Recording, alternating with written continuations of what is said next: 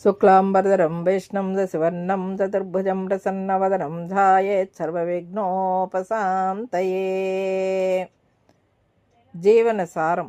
సద్గుణాలన్నిటినీ పోగు చేసి రాశిగా పోస్తే అందులో మనకు సాక్షాత్కరించేది శ్రీరామచంద్రుడి దివ్య మంగళ స్వరూపమేనంటారు. రాముడి గుణగణాలను అధ్యయనం చేసిన జ్ఞానులు సద్గుణ నిధి కాబట్టే తరతరాలుగా భారతీయులందరికీ శ్రీరామచంద్రుడే ఆదర్శ పురుషుడు అయ్యాడు. సమాజంలో ఓ వ్యక్తి ఉత్తముడిగా జీవించాలంటే అతడికి స్ఫూర్తినిచ్చేవారు ఉండాలి. ఆ స్ఫూర్తి ప్రదాతల కోసం ఎక్కడో వెతకనక్కర్లేదు. పూర్ణ పురుషుడైన శ్రీరామచంద్రుడే మనకు చక్కటి ఉదాహరణ. మనిషి ఆదర్శవంతుడిగా ఉండాలంటే కష్టనష్టాలను సమర్థంగా ఎదుర్కొనగలగాలి. ముఖ్యంగా ఆధునిక జీవనశైలి, ఉద్యోగ వ్యాపారాల తాలూకు ఒత్తిళ్లకు లోనవుతున్న నేటి యువతకు రాముడి స్ఫూర్తి చాలా అవసరం. వ్యక్తి ఓ లక్ష్యం దిశగా ముందుకు సాగాలంటే దృఢనిశ్చయం, ఏకాగ్రత, సహనం అనేవి చాలా ముఖ్యం. ఈ సుగుణత్రయాన్ని తన సొంతం చేసుకున్న నిండు మనీషి కాబట్టే రామచంద్రుడు జనహృదయంలో ఆదర్శమూర్తిగా నిలిచిపోయాడు.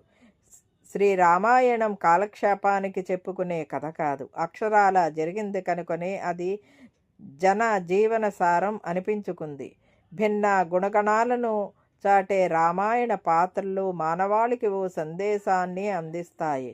ప్రజలంతా సుభిక్షంగా సుఖ సంతోషాలతో ఉంటే దాన్ని రామరాజ్యం అంటారు. రాముడు సద్గుణ సంపన్నుడు. ఆ గుణ సంపదే ఆయనను దేవుడిగా పూజనీయ స్థానంలో కూర్చోబెట్టింది. ధర్మ పరిపాలనకు నిలువెత్తు నిదర్శనం రాముడు. ప్రియమైన కుమారుడిగా, ఏకపత్ని వ్రతుడిగా, ఉత్తమ పాలకుడిగా కీర్తి ప్రతిష్టలు అందుకున్న సర్వోత్తముడు. తండ్రి మాటను శిరసా వహించి పెద్దలను గౌరవించాలన్న సందేశాన్ని ప్రజలకు అందించాడు. సోదరులతో అన్యోన్యంగా ఉంటూ అన్నదమ్ములు ఎలా ఉండాలో చూపించాడు. ప్రజారంజకంగా పాలన సాగిస్తూ అందరినీ సమదృష్టితో చూస్తూ భావి పాలకులకు పాఠాలు చెప్పాడు. విలాసాలు, విశృంఖలత్వం, విపరీత ధోరణులతో అయోమయ స్థితికి చేరుకుంటున్న ఈనాటి యువతకు దిశానిర్దేశం చేసే కథ శ్రీరాముడిది. అలాంటి పరిస్థితుల్లో ఉన్నవారు మనసు పెట్టి రామాయణ గాథపైకి దృష్టి మళ్లిస్తే మంచి మార్గం తప్పకుండా కనబడుతుంది. రాముడు తండ్రి ఆనతి మేరకు అడవులకు వెళ్ళాడు. అందుకు కారకురాలైన కైకేయి మందరలపై ఎలాంటి ఆగ్రహం చూపలేదు. ఆగ్రహం, ఆవేశం మదిలో రగిలాయంటే అవి ఎండిన కర్రకు అంటిన నిప్పుల ఆ వ్యక్తినే కాల్చి మసి చేస్తాయి. అదే రాముడి హెచ్చరిక.